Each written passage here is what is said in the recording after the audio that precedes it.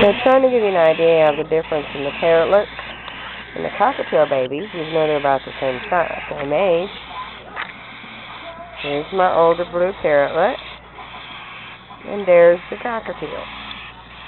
They're quite a bit different in size. Yeah.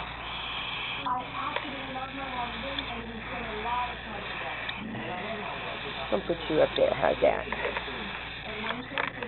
And if I could get this one to come over here so you can see what the little pearl one looks like. Yeah, these are my pretty babies.